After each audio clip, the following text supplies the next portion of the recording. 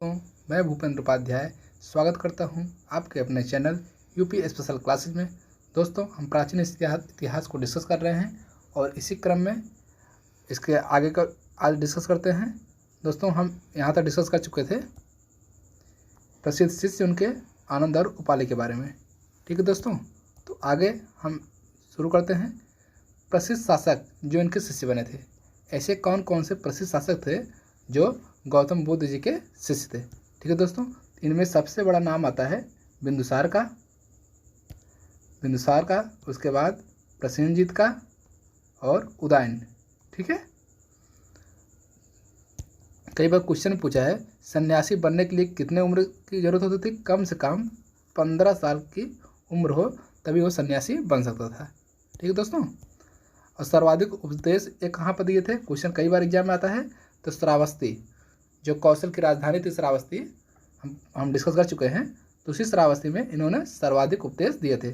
और इनकी भाषा क्या थी, तो भाषा दोस्तों पाली थी। ठीक है दोस्तों,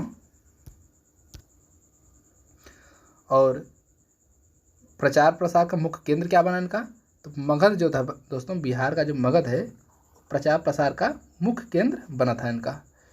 और अब आगे जानते हैं इनके जीवन के अंतिम में क्या घटना घटित हुई।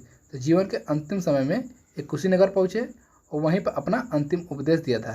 तो कई बार पूछता है कि ये अंतिम उपदेश कहाँ पर दिए थे, कुशीनगर दिए थे। और किसको दिए थे पूछे तो सुभच्छ को दिए थे। सुभच्छ नाम का इनका शिष्य था, उसी को अपना अंतिम उपदेश दिए थे। ठीक है दोस्तों, इसके बाद अपने एक शिष्य जो इनका छुंद लुहार नाम का एक शिष्य था, उनसे मिलने पहुँच गए। और कहा जाता है कि उसी के यहाँ भोजन में सुअर का मांस परोस दिया गया जो एक पचा ना सके, और इसी कारण अतिसार रोग से ग्रसित हो गए और इनकी मृत्यु हो गई। ठीक है दोस्तों, और इनकी मृत्यु पूछे कब हुई थी, तो 483 BC के करीब इनकी मृत्यु हुई थी। लगभग ये 80 साल की उम्र के थे उस समय। और कहाँ पर हुआ था, हिडावती नदी के किनारे हुआ था।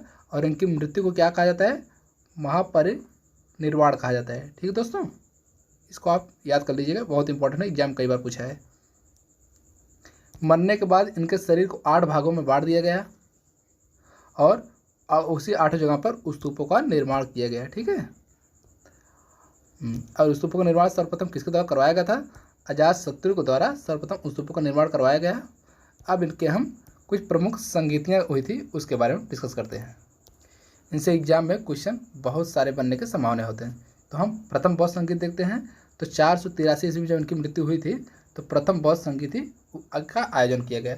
बौद्ध संगीति का आयोजन किया क्यों जाता था, तो सभी धर्मों में कुछ न कुछ कुरीतियाँ होती हैं, कुछ विवाद होते हैं, उसी को दूर करने के लिए ऐसी संगीतियों का आयोजन किया जाता था। ठीक है दोस्तों, तो पहली बार 483 BC में आयोजन किया गया। कहाँ पर किया गया, कई ऐसे एग्जाम में आता है क्वेश्चन। तो राजगृह में किया गया था, वहीं पे एक सतपड़ी गुफा है, उसी पर किया गया था वहीं पर। और उस समय शासक कौन था, किसने इसको आयोजन करवाया था, तो अजातशत्रु थे, हर्यक वंश के शासक थे। इन्होंने ही इसको आयोजन करवाया था। दोस्तों, जब संगीति आयोजन होती थी, बहुत देश विदेश से बहुत सारे विद्वान आते थे, तो वहाँ पर बहुत खर्च भी होता था, राजस्व का बहुत बड़ा खर्च किया जाता था। इसलिए वहाँ पर कोई शासक इसका आयोजन करता था। तो यहाँ पर कौन खर्च किया था, तो राजा अजातशत्रु किए थे, जो हर्यक वंश के राजा थे।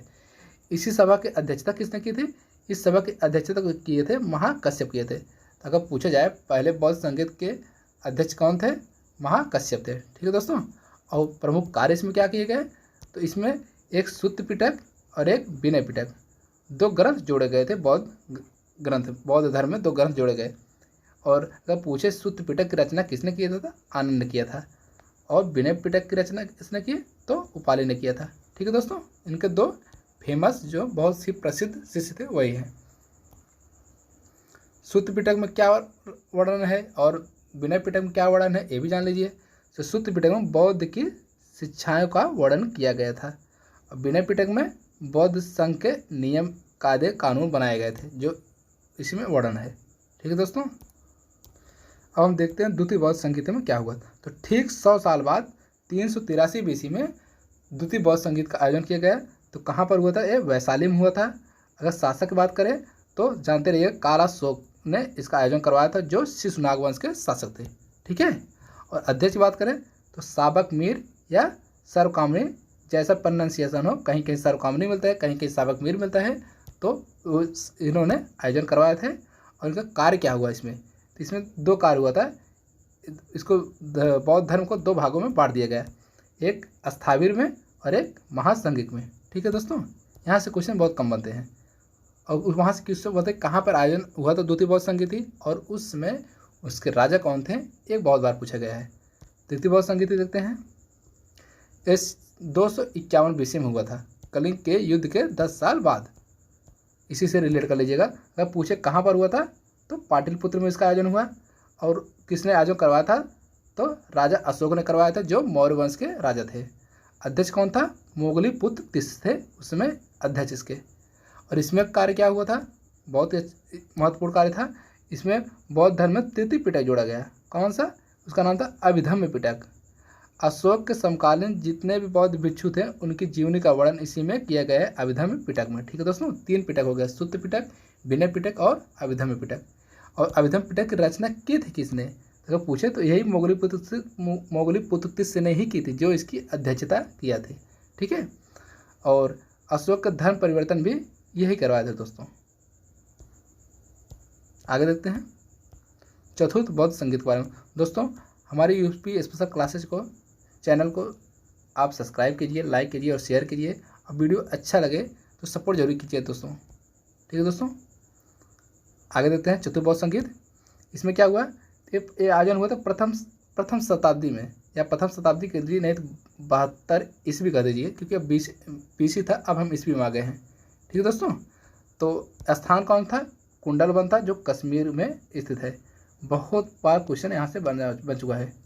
ठीक है, और उसमें शासक कौन था, कनिष्क थे। ठीक है दोस्तों, कुषाण वंश के शासक कनिष्क थे।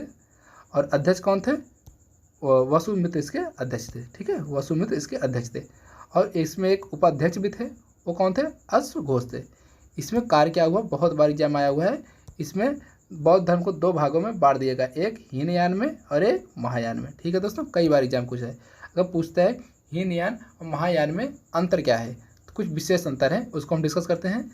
जैसे पहला हो गया, ये बौद्ध गौतम बुद्ध के विचारों को ही मानते थे।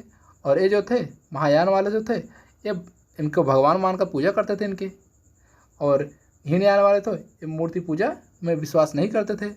और जो महायान वाले थे, इनको भगवान मानते थे, इसलिए मूर्ति पूजा में विश्वास करते थे। ठीक है दोस्तों, और ये बहुत धर्म के लेकर कट्टरपंथी होते थे हीनयान वाले। ये लोग सीधे साधे होते थे और महापुरुष मानते थे। ये जो इनको भगवान मानते, महापुरुष नहीं मानते थे। अपने सुविधा अनुसार अपना पालन पोषण करते थे अपने धर्म का, और ये लोग बहुत कट्टरवादी होते थे। ठीक है, और इनके 3 रत्न थे, कई बार एग्जाम पूछा है, बौद्ध, संघ और धम्म, 3 इनके रत्न थे। अब हम अगले वीडियो में जैन धर्म को डिस्कस करेंगे। ठीक है दोस्तों, मिलते हैं नेक्स्ट वीडियो में। Thank you so much.